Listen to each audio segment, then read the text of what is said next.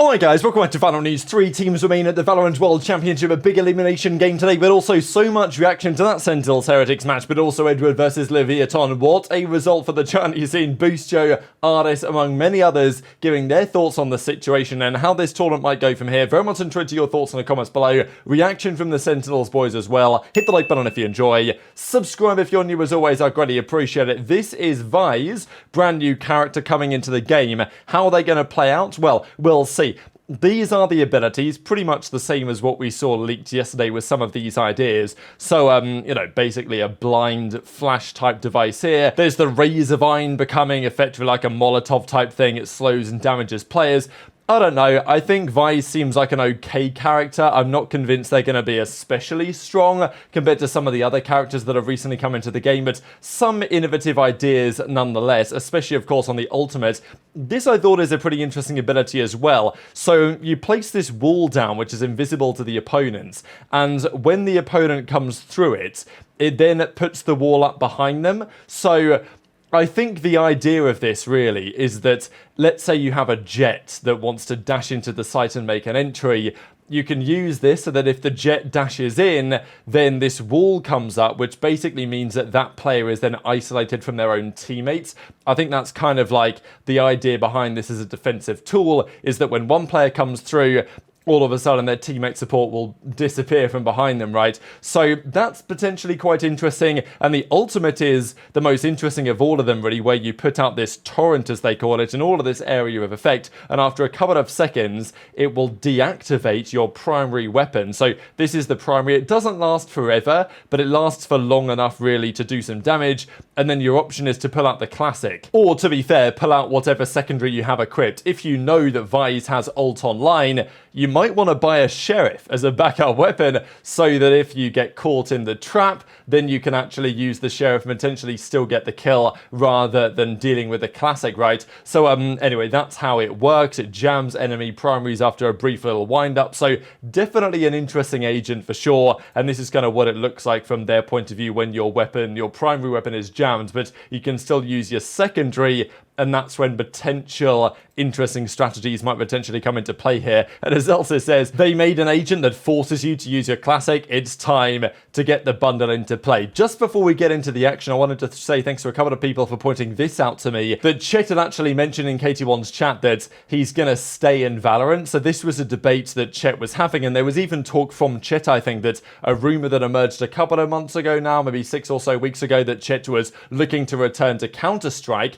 He then said, hey, that's kind of affected his opportunities because people expected that to be the case, but no, Chet, despite being let go from NRG, is saying that he's going to stay in Valorant. That's his plan. So we'll see what NRG do, whether they bring on Potter, as has been, you know, rumoured and suggested, or where Chet goes, but he's certainly not indicating that that CS return is actually anywhere near guarantees, and he plans, at least according to himself, to stay in Valorant for now. Let's talk about these matches, though, because 4 teams remained at champions at the start of the day.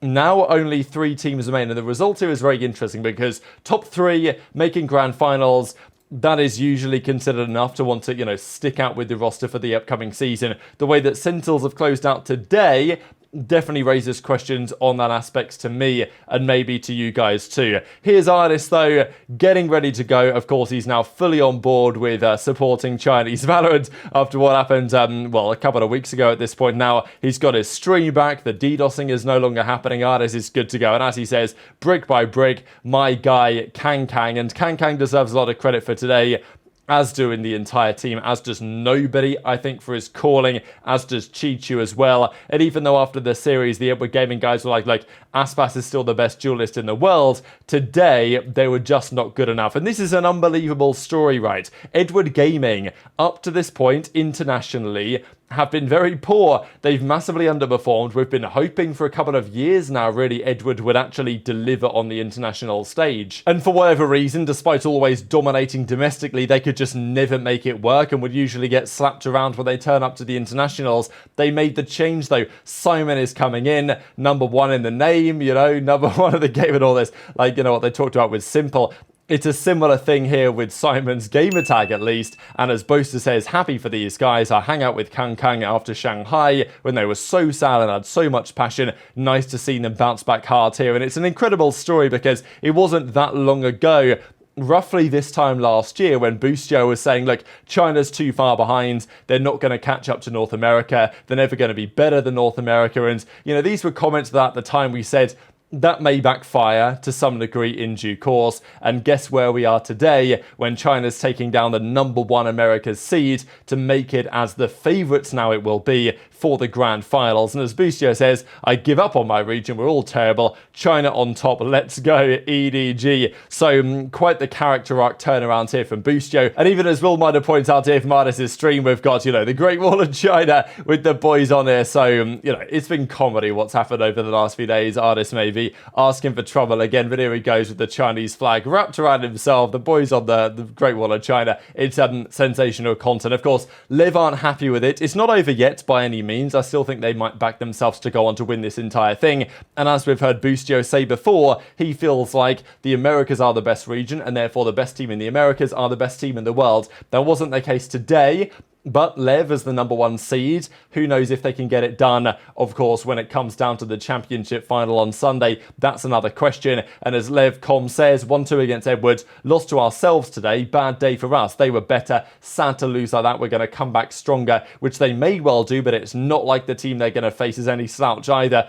And obviously we saw this tweet already from Boostio. This is EU, of course, 100 Thieves player, saying that Boostio's in shambles. You know, here we go, here's Ardiis as well. So then Boostio in the replies, you know, roasting his own boy. You know, you're bad, didn't make champs, lost to G2, tier 2 player, etc, etc. Who knows what 100 T are going to do from a roster change perspective going forwards. Ethan giving the Edward boys credit. And yeah, what a performance from them. So, as Ardiis says, real EDG fans stand up. It was an incredible series in the sense that many Edward Gaming fans, after losing the Icebox, which really they could well have won. I mean, they got crushed on the first half. They had a big bounce back second half, and obviously after winning all these in a row, it looked like maybe they were going to win the entire thing, but they split the final 4 rounds, eventually losing in a crazy overtime. And to be fair to them, this was a big mental regain to come back on the Lotus and just slam them 13-4. Hyper impressive. And then the Abyss, 13-11. An absolute grueler, bloodbath final map of the series. Another Abyss decider, which is very interesting. We'll see another one of those in just a couple of seconds. But yeah, not Lev's best day. Can they come back stronger? Sure. And I think Edward is just such an exciting prospect to have teams from every single region fighting it out for the championship here. But let's talk about Sentinels, because they came into this tournament not with the utmost expectation, mainly because they just hadn't looked that good going in. They barely made it here. Once they turned up, they've played much better. But Team Heretics, with the roster they wanted, with Boo, who fried today, with Mini Boo, with Woot, and all the team, they just looked so good this tournament, and that continues into today. I think with the way that Sentinels went down today, there will be questions on what next for these guys, because TenZ had his moments, Zekken absolutely had his moments. Of course, he'll be gutted the way the series concluded, with somehow the right-click jet knives not landing anything on the player in Wutu was very low indeed. But look, it is what it is. Sentinels at the end of the day weren't in position to win that final map Abyss as they would like to have been, and TenZ was making a great play here on the Icebox. This is one that hurts Sentinels for sure, because after winning the Game 1 Haven 13-8 on their map pick, that was a really impressive result. Benji Fishy had a bad time. TenZ absolutely dominated on the Omen 29-10. The Icebox was a map where, you know, they will have felt like they could have closed it out here. They had a good start to the first half, ended it up 7-5. And then they just kind of got crushed on their own attack, right? Boo took over in-game leading as well. Sentinels go down 13-9. And it's got to be said that over the final 2 maps, Gen.G and Sassy, and even Zeltis on the final map just kind of disappeared, right? When it mattered, Zekken was there, TenZ was there, but especially on this final map where Rians and Woot really showed up, it just wasn't to be. Sassy had 6 frags, Gen.G had 7, and Zeltis only 4-18 in the end for the loss here. So a rough way to go out for Sentinels after showing so much promise. And what a team they have been this season. A big bounce back year for them compared to, of course, where they were last year. But still, the question is, if you're not winning champions, you're not making it to the Saturday or the Sunday of the tournament. Is that grounds to potentially do something or other, right? We've talked about Sassy, where, if anywhere, he's potentially going to go. And that is a question that remains very much true after this particular series. Thought this was really nice to see as well, having won. Obviously, the Heretics boys going to congratulate you know, the rest of the team effectively as they go on to prepare and get ready for their World Championship Losers Finals, which will come up, of course, against Leviathan tomorrow. And then the winner of that, they go on to play Edward, potentially again in the grand finals of this tournament. So this is out the the bracket now looks. It's obviously been a long road over the last few weeks to get to this point, but 3 teams remain. One of Edward Gaming from the Chinese region, Leviathan from the Americas, or Heretics from EMEA. They will lift the trophy and become the Valorant World Champions here in 2024. So quite the outcome. TenZ, of course, gutted with the results as they played well, completely outclassed us today, exiting with top 4. Proud of the team, made sure that we had no regrets, and that's what matters at the end of the day. But, whether it's enough, that's another question. As John QT says, end of the road for us, wasn't meant to be. But, the kickoff, Masters Madrid, winning it, top 4 champs, awesome year overall, but not satisfied. So, a good year, but, from Sentinels' perspective, not good enough. They want to go on better. They want to lift that World Championship trophy. And, whether we'll get the same team back at the start of next season, that is a different question. So very much intrigued to your thoughts on all of this stuff in the comment section below. Hit the like button if you enjoyed. Subscribe if you're new. Take care, and I'll see you next time.